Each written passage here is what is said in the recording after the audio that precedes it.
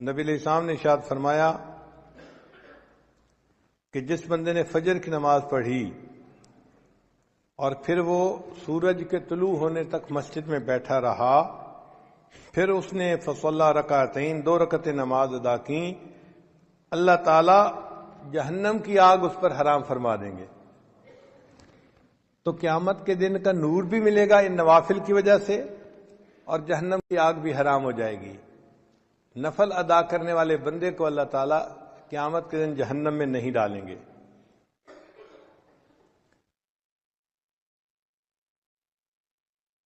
ربیہ بنت کعب رضی اللہ تعالیٰ عنہ فرماتے ہیں کہ میں نبی علیہ السلام کے ساتھ تھا تو اللہ کے حبیب صلی اللہ علیہ وسلم نے فرمایا کہ جو بندہ نفل ادا کرنے والا ہوگا اللہ تعالیٰ اس کو قیامت کے دن میری رفاقت عطا فرمائیں گے۔ آپ ذرا سوچئے یہ کتنا بڑا انعام ہے کہ ان نوافل کے ادا کرنے پر اللہ تعالیٰ قیامت کے دن نبی علیہ السلام کی رفاقت عطا فرمائیں۔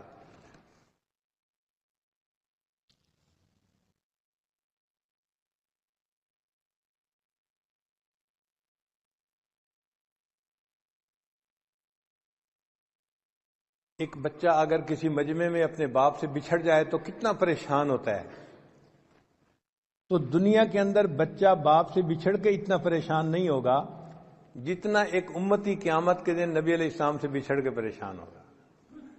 اور اس دن اگر نبی علیہ السلام کی رفاقت نصیب ہو جائے تو یہ بہت بڑی سعادت کی بات ہے۔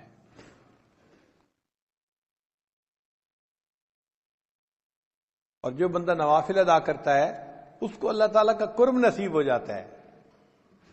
حدیث مبارک میں ہے یتقرب الی عبدی بالنوافل حتی احبہ، میرا بندہ نوافل کے ذریعے میرا ایسا قرب حاصل کر لیتا ہے کہ میں اس سے محبت کرنے لگ جاتا ہوں۔ یعنی نفل ادا کرنے والا بندہ اس سے اللہ تعالیٰ محبت فرماتے ہیں، اللہ کا قرب نصیب ہوتا ہے نوافل کے ادا کرنے پر۔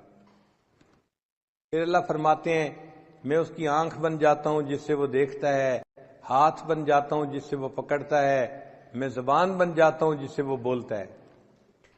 سبحان اللہ، یہ حدیث مبارکہ تو بڑے عجیب مضمون کی حامل ہے کہ اللہ تعالیٰ فرماتے ہیں میں اس کے ہاتھ بن جاتا ہوں جس سے وہ پکڑتا ہے، آنکھ بن جاتا ہوں جس سے وہ دیکھتا ہے۔ محدثین نے اس کے معنی یہ لکھے ہیں کہ یہ جو جسم کے اعضاء ہیں یہ انسان کے معاون ہوتے ہیں۔ دیکھیں ہم جو کام بھی کرنا چاہتے ہیں تو ہاتھ، پاؤں، آنکھ،